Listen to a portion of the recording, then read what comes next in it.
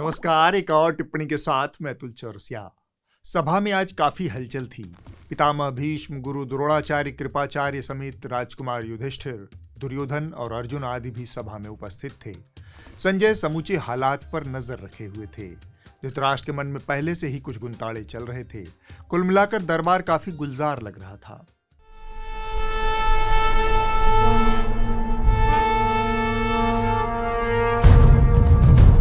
धृतराष्ट्र सिंहासन पर बैठे थे। सामने पितामह, गुरु द्रोण, कृपाचार्य और अन्य दरबारी विराजमान थे। काफी वक्त से धृतराष्ट्र के कानों में यूजीसी और शिक्षण संस्थानों में समानता के कानूनों को लेकर मची धमाचौकड़ी की खबरें पड़ रही थी।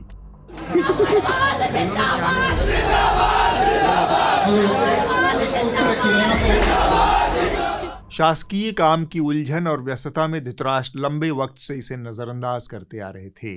आज सभा में सबकी उपस्थिति देख उन्हें यह मुद्दा जिरह के माकूल लगा। उन्होंने संजय की तरफ एक सवाल उछाला, यह कैसी रणभूमि सज गई है? हर ओर मेरिट का शंख क्यों बज रहा है? संजय ने कहा, दरअसल महाराज, आर्यावर्त एक भोज है। इसके भारी भरकम पतीले में एक साथ बहुत कुछ पक रहा है। अगर आपको मेरिट और यूजीसी का मसला समझना हो तो इस पतीले में कोई एक चावल उठाकर देख लीजिए, मामला समझ आ जाएगा। मसलन आप मेडिकल शिक्षा को ही ले लीजिए। यह कुरुक्षेत्र मेडिकल शिक्षा व्यवस्था में मेरिट और पैसे के दम से दाखिले के कारण तैयार हुई है। रणभूमि है ये। यहाँ दो सेनाएं हैं। एक कह रही है कि मेरिट खतरे में है। कमजोर वंचित वर्गों का बच्चा अगर आरक्षण पाकर डॉक्टर बनने लगेगा तो लोगों के पेट में कैंची चाकू छोड़ने लगेगा। मेडिकल गुणवत्ता और लाखों लोगों की जान खतरे में पड़ जाएगी। संजय लगातार बोल रहे थे। दूसरी सेना पूछ रही है कि मेरिट आखिर है क्या?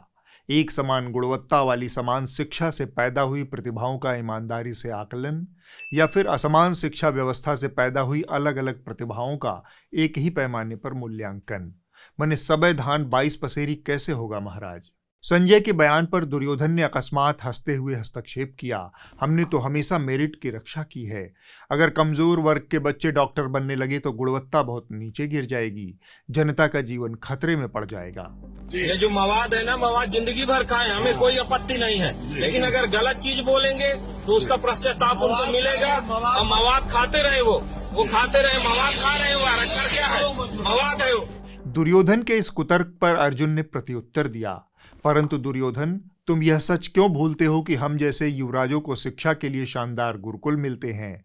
पितामह भीष्म के अलावा द्रोणाचार्य और कृपाचार्य जैसे गुरुओं का वरदहस्त प्राप्त होता है, जबकि एकलव्य और कर्ण जैसे मेधावी छात्रों को न तो ऐसे गुरुकुल मिलते हैं और न ही ऐसे गुरु। अर्जुन ने बहुत नाजुक नस दबा दी थी। वो बोले जा रहे थे, और अगर चोरी छिपे किसी ने हमारी जैसी गुणवत्तापूर्ण शिक्षा प्राप्त कर भी ली और हमसे अधिक योग्य बन बैठा तो हमारे गुरुजन ही उनका अंगूठा गुरुदक्षिणा में काट लेते हैं, ताकि हम आसानी से स्पर्धा जीत जाएं और वो हार जाएं। मुझे गुरुदक्षिणा में तुम्हारे दाहिने हाथ का अंगूठा चाहिए। जो आज्ञा गुरुदेव। कई बार तो गुरुदेव जरूरत पड़ने पर ऐसे बालकों को ज्ञान शून्य होने का श्राप देकर हमें सर्वश्रेष्ठ बना देते हैं। उसका क्या? अर्जुन के सामाजिक न्याय और समरसता भरे उद्बोधन से सभा में सन्नाटा पसर गया। अपने पुत्र की कटती देख धृतराष्ट्र ने संजय का रुख किया। संजय, सच क्या है? कुछ समझाओगे? संजय ने कहा, महाराज, सच बहुत परतदार है।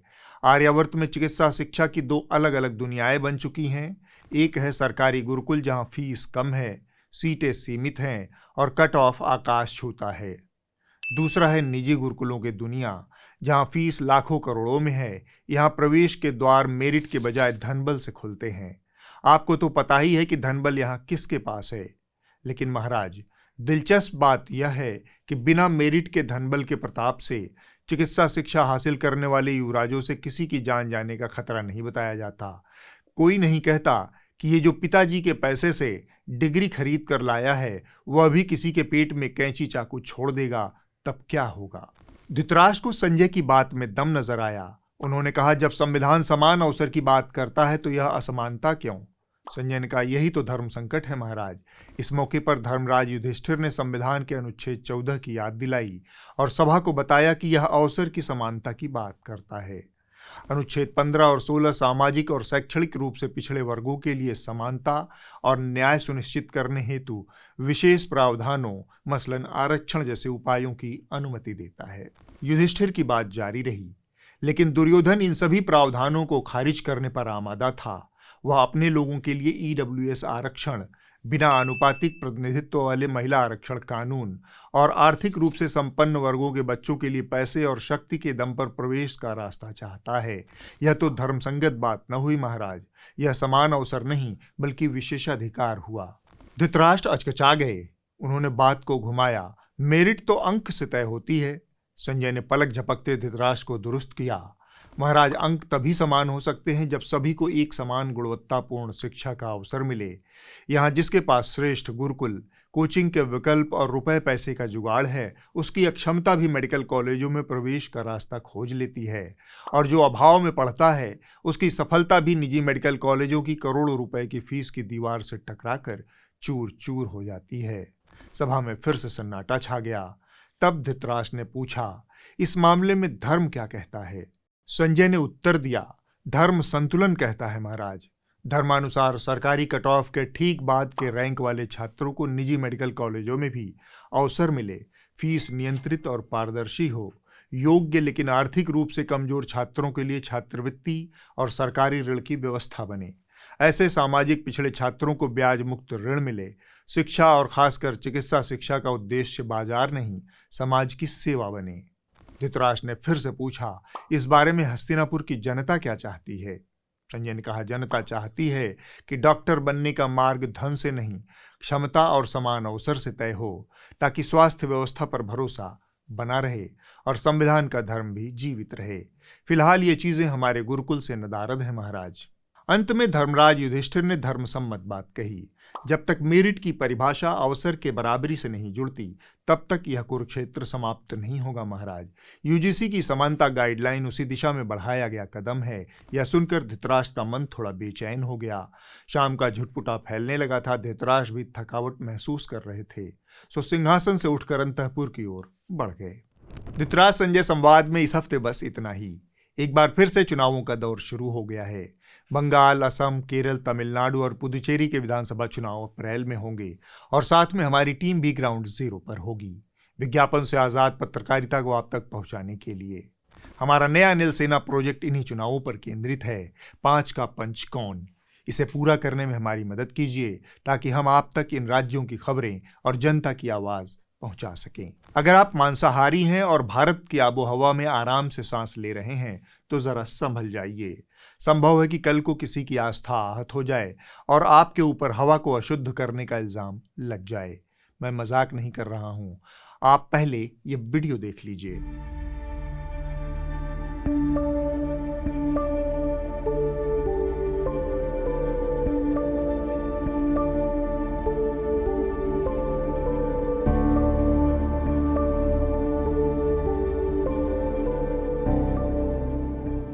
बनारस में 14 मुस्लिम लड़कों को पुलिस ने गिरफ्तार कर लिया।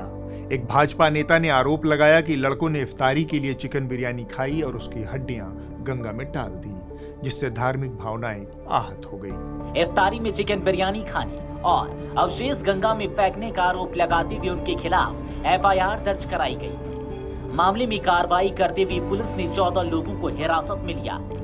काशी में गंगा नदी के बीच नाव पर इफ्तार पार्टी कर चिकन बिरयानी खाने और अवशेष गंगा में फेंकने का आरोप लगाते हुए भारतीय जनता युवा मोर्चा के महानगर अध्यक्ष रजत जायसवाल ने कोतवाली थाने में प्राथमिकी दर्ज कराई थी। भारत में आस्था एडवांस टच स्क्रीन टेक्नोलॉजी है। इतनी हाई सेंसिटिव की हल्की सी उंगली लगी नहीं, भावनाएं आहत का नोटिफिकेशन तुरंत पॉपअप हो जाता है। हमारे इस आहत प्रधान देश की सनातनी परंपरा में कण कण में भगवान बसते हैं। पेड़ पौधों से लेकर नदी पहाड़ तक, धरती से लेकर आकाश तक, सूरज चांद, यहाँ तक कि हवा को भी यहाँ पूजा जाता है। तो कल को कोई यह शिकायत भी कर सकता है कि फलाना नॉनवेज खाकर सांस ले रहा है और हमारे पवन देवता को अपमानित और प्रदूषित कर रहा है। संभव है कि बनारस की कर्तव्यपरायण पुलिस हर उस गैर सनातनी को गिरफ्तार करने का अभियान छेड़ दे जो मांसाहार करके हवा में सांस ले रहा है और बदले में निरामिष कार्बन डाइऑक्साइड छोड़ रहा है। आस्था हिंदू थी और लड़के मुसलमान थे। टीआरपी के गिद्धों को इससे बेहतर दस्तरख्वान और क्या ही मिलता। इस हुड़कचुल्लू को ही सुनिए। 20-21 साल के लड़कों की एक हरकत को ये सीधे सनातन पर हमला और हिंदुओं के खिलाफ युद्ध घोषित कर रहा है। एक युद्ध कट्टरपंथी ताकतों ने हिंदुस्तान में छेड़ रखा है। जी हां, अपने हिंदुस्तान में सनातन के खिलाफ, हिंदू आस्था के खिलाफ ऐसा युद्ध जिसने करोड़ों सनातनियों को गुस्से से भर दिया। ये खबर देखिए जिसे देखकर आपका भी खून खौल उठेगा, खून खौल उठेगा। खून तो खौलना ही चाहिए, आखिर आस्था का सवाल है। हालांकि यही आस्था तब हवा हो जाती है जब कानपुर की टैनरियों से रोज चमड़ा उद्योग का कचरा, केमिकल और झाग गंगा में बहता है। वहां न कोई भावनाएं आहत होती हैं, न कोई एफआईआर, न कोई गिरफ्तारी। शायद इसीलिए क्योंकि वहां बिरयानी नहीं बिजनेस बह रहा होता है। इस देश में नदी से ज्यादा जरूरी है नैरेटिव। पाखंड हमारे देश के खबरिया चैनलों का अभिन्न हिस्सा है। आपको कोविड का दौर याद होगा जब गंगा के किनारे लाशें पटी पड़ी थी। ये मैडम पूछ रही हैं कि रोजा खोलने के लिए गंगा ही क्यों चुनी? क्या जरूरत है मुस्लिम युवकों को जाकर गंगा नदी में रोजा इफ्तार करने की? उनको कोई और जगह नहीं मिली थी, वही जगह मिली है। और गंगा नदी हम सब जानते हैं कि हमारे वहां शुद्धिकरण के लिए जब प्रसाद बनता है, प्रसाद में गंगा जल अर्पित किया जाता है भगवान शिव को नहलाने के लिए, घरों के भीतर छिड़काव करने के लिए। उसमें क्या जरूरत है नॉनवेज खाकर फेंकने की? तो जब ऐसा काम करेंगे तो जाएं जेल। फिर रोना तो नहीं रोना चाहिए ना। ये वही गंगा है जिसमें हिंदू पूरे विधि विधान से अस्थियां विसर्जित करते हैं। अधजले शव पूरी श्रद्धा के साथ मां गंगा को सौंप दिए जाते हैं और तब गंगा पवित्र नहीं होती। नदी को नाला बना देने वाले हमारे सनातनियों की आस्था आहत नहीं होती। शायद हड्डी हड्डी में भी फर्क होता है और ये बारीक फर्क समझने के लिए धर्म ग्रंथ नहीं, टीवी चैनल देखना पड़ता है, जहां चित्रा त्रिपाठी बताती हैं कि कौन सी हड्डी मोक्ष दिलाएगी और कौन सी भावनाएं आहत करेगी। अब हर नजरिए का फर्क होता है ना। जब किसी की मौत के बाद हड्डियां प्रवाहित की जाती हैं वो एक अलग विषय होता है, लेकिन हम बैठकर नाव पे हड्डी खाएं और उसके बाद उसको उसी में डाल दें तो वो तो अब अपवित्र करने वाली मंशा हो गई ना। अगर हड्डी संस्कार से आई है तो पवित्र और प्लेट से आई है तो अपवित्र। वैसे अमन चोपड़ा का जोश तो चित्रा त्रिपाठी से भी 2 कदम आगे निकल गया। जनाब को हड्डियों से ज्यादा सेकुलरिज्म की फिक्र हो गई। गंगा जी में इफ्तार करने का शौक है, कर लो इफ्तार, कौन मना कर रहा है? वेज इफ्तार कर लो, नहीं नॉन वेज ही करेंगे, हड्डियां फेंकेंगे, झूठन फेंकेंगे, फिर मजाक उड़ाएंगे। गंगा माँ, गंगा सिर्फ हिंदू की संपत्ति है क्या? ये लोग पूछ रहे हैं, जवाब दे दीजिए भाई। सेकुलरिज्म है, समझिए ना भाई, आप लोगों को समझना पड़ेगा। सेकुलरिज्म है, सेकुलरिज्म है। नए भारत में अब सेकुलरिज्म ही असली समस्या है। शायद इसीलिए सनातन भी अपनी पुरातन व्यापकता छोड़कर धीरे धीरे हिंदुआना सर्टिफिकेट बनता जा रहा है। वैसे भक्ति हो या अभिव्यक्ति, इसका फुल एक्सेस अब या तो गोदी एंकरों के पास है या अंधभक्तों के पास। ऐसा नहीं है कि बाकी लोगों के पास अभिव्यक्ति की आज़ादी नहीं बची, बिल्कुल है, बस अब वो लोकेशन बेस्ड हो गई है। आप जो चाहे लिखिए, बोलिए, पोस्ट कीजिए, कोई रोक नहीं है, लेकिन भारत में उसे कोई देख सुन पढ़ नहीं पाएगा। कुछ देशी व्यंग्यकारों और हास्यकारों के एक्स अकाउंट के साथ ऐसा ही हुआ है। इनके अकाउंट्स को सरकारी निर्देश पर प्रतिबंध लगा दिया गया है। ये वो अकाउंट्स हैं जो सरकार की नीतियों, विदेश नीति, एलपीजी संकट और प्रधानमंत्री पर व्यंग्य करते थे। असलियत ये है कि मोदी जी, आप कितनी भी कोशिश कर लीजिए, आप 10 क्या आप 10,000 अकाउंट ब्लॉक कर दीजिए, आप सवाल नहीं रोक पाइएगा, आप आलोचना से नहीं बच पाइएगा। सरकार ने आईटी एक्ट की धारा 69A के तहत ये कार्रवाइयां की हैं। इस धारा के मुताबिक अगर कंटेंट देश की सुरक्षा, संप्रभुता या पब्लिक ऑर्डर के लिए खतरा हो तो उसे ब्लॉक किया जा सकता है। अब जरा सोचिए, जो व्यक्ति एक अकेला कितनों पर भारी जैसा ठहास करता था, उस पर मीम, कार्टून और व्यंग्य भी अब भारी पड़ने लगे हैं। एक अकेला कितनों को भारी पड़ रहा है। दिलचस्प ये है कि इन अकाउंट्स पर सिर्फ भारत में बैन लगा है, यानी सच मौजूद है, बस सत्यमेव जयते वाले भारत में यह नहीं दिखेगा। इमरजेंसी के दौर में भी रेडियो बजता था, अखबार छपते थे, भले ही वो सेंसर के साए में थे, मगर डिजिटल दौर की इमरजेंसी और भी एडवांस है। यहाँ खबर को कांटा छाटा नहीं जाता, सीधे पूरा का पूरा अकाउंट ही गायब कर दिया जाता है। वैसे इस कार्रवाई की जद में सिर्फ पैरोडी अकाउंट्स ही नहीं आए। कैरवान मैगजीन का एक ट्वीट भी ब्लॉक कर दिया गया। इस ट्वीट में इंडिया टुडे के अप्रैल 2002 के कवर का जिक्र था, जिसमें गुजरात के तत्कालीन मुख्यमंत्री नरेंद्र मोदी की फोटो थी और हेडलाइन थी हीरो ऑफ हेट्रेड। जी हाँ, ये वही इंडिया टुडे है जहां अब दिन रात भक्ति की बहार दिखती है। मैं हूं अंजना वैसे मोदी भक्तों की क्वीन और इस अखंड भक्ति परंपरा की स्वयंभू ब्रांड एम्बेसडर कंगना रनौत का तो कहना ही क्या। जहां तर्क खत्म होता है वहां से इनकी भक्ति शुरू होती है। इसका ताज़ा चमचमाता उदाहरण संसद परिसर में सामने आया, जहां कंगना ने राहुल गांधी को न सिर्फ टपोरी बोला बल्कि यहां तक कह दिया कि राहुल गांधी से महिलाएं असहज महसूस करती हैं। हम महिलाओं को बहुत ज्यादा उनको देखकर जो है अनकंफर्टेबल फील होता है, क्योंकि एकदम जैसे टपोरी की तरह वो आते हैं और किसी को भी तू ऐसे करके फोटोग्राफ करते हैं। कंगना एक्ट्रेस और सांसद कम चलती फिरती ओपिनियन उत्पादन फैक्ट्री ज्यादा हैं। उनके बयानों को देखकर कई बार समझ नहीं आता उसे उनकी बेबाकी कहा जाए या बेवकूफी। जब हमें आजादी मिली तो the first prime minister of India Subhash Chandra Bose वो कहाँ गए? ईवीएम हैक नहीं करते हैं प्रधानमंत्री लोगों के दिलों को हैक करते हैं। जो आजादी मिली है वो 2014 में मिली है। जब सेशन शुरू हुआ था, जो मैं पहली बार पार्लियामेंट में गई थी, तो वो चल के आए थे, हमारी तरफ आए थे, तो ऐसे टेढ़ा थे राहुल गांधी, हाँ, स्मर्क किए, तो मुझे वो बहुत हर्ट किया। आप कह रही कि राहुल गांधी को ये फिल्म पसंद आएगी?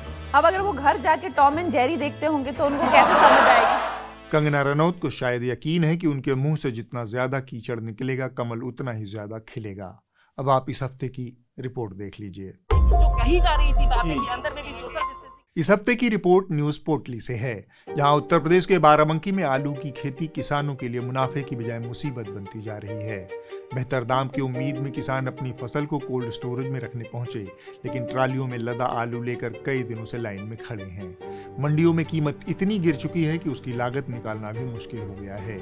मेहनत से उगाई गई फसल किसानों के लिए घाटे का सौदा बनती जा रही है। शिवाकांत जी, आप कब से खड़े हैं? सर हम परसों को शाम को आए हुए हैं सर। कितना आलू लेकर आए हैं? सर 3 टाली माल है सर, 300 रुपए पैकेट भी कोई लेने तैयार नहीं है सर। व्यापारी कोई जब है नहीं तो आलू में को लिए किसान, और 400 रुपये 300 रुपये क्विंटल मांग रहे हैं मनमौनी। इसके बाद आप लोग आलू के बाद क्या लगाते हैं, क्या करेंगे खेती में? सर हम लोग पिपरमिंट लगाते हैं सर, मेंथा सर। अभी उसकी चल रही तैयारी? अभी नहीं सर, ये आलू के चक्कर में सर लेट हो रहा है सर हमारा, क्योंकि जब तक ट्रैक्टर खाली नहीं होगा सर जोतेंगे कैसे सर, अभी आलू नहीं पहुँच पा रहा है। अगले हफ्ते होगी एक और टिप्पणी। नमस्कार।